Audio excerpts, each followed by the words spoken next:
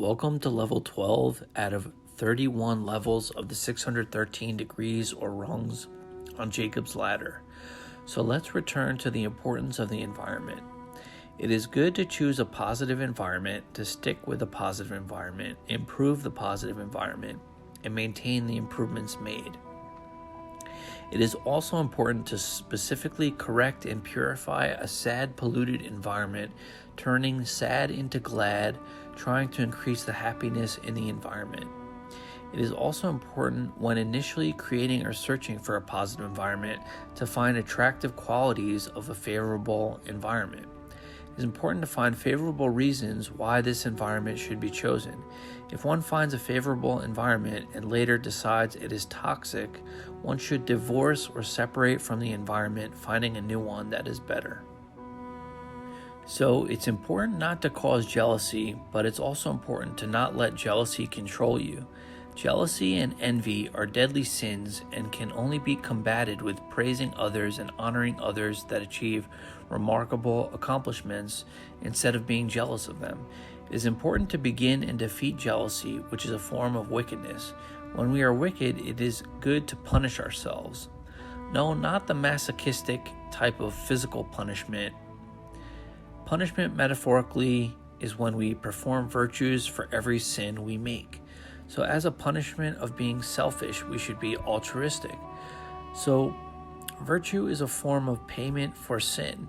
We can perform good deeds to make up for the bad ones we perform. Unfaithfulness is another form of wickedness. We are unfaithful to God when we sin. It is as if we are committing adultery and cheating on God when we sin. So to avoid committing adultery, it is good to begin to become immune to sin and to be faithful. So first we must beat wickedness, which is metaphorical for beginning to rid wickedness. Then we have to burn wickedness, which is metaphorical for gradually eradicating and destroying wickedness.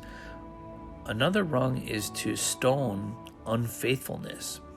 A stone is an immovable and inanimate object that is lifeless and motionless. To stone unfaithfulness is to make being unfaithful lifeless and motionless, meaning to not let it occur. To hang sin is to initiate disconnecting from sin by gradually refraining from it, which later leads to complete disconnection. To bury the hang sin is the next step, and it is to completely disconnect a wicked sin by making it a permanent habit not to perform that wicked deed. While one is gradually eradicating wickedness, it is customary to buy the Hebrew servant. Before we mentioned furnishing the Hebrew, which is metaphorical for gradually gaining freedom from spiritual slavery by slowly breaking away from the ego. When we buy the Hebrew, we officially become free and are no longer enslaved to egoism and selfishness. It is also traditional to sell the daughter. A son is a male child, which is a code word for action, and daughter is a female child, which is a metaphor for restraint. So, to sell the daughter is to sell selfishness, which is a restraint and means no concern for others. It is a restraint from concerning others. Here we are beginning to sell selfishness for selflessness and practice restraints of selflessness. Next is to redeem the maidservant, which is to sell more of selfishness and begin to redeem oneself from selfishness.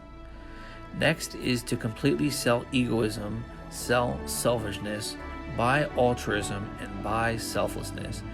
It is to give up completely egoism for altruism and give up selfishness for selflessness. It is to also start investing your time and effort in altruism and selflessness and cut your investments in egoism and selfishness. It is also appropriate to stone bullying and stone butting heads. As mentioned before, stoning is to make these sins immovable and inactive. It is to avoid allowing bullying and butting heads to be set in motion.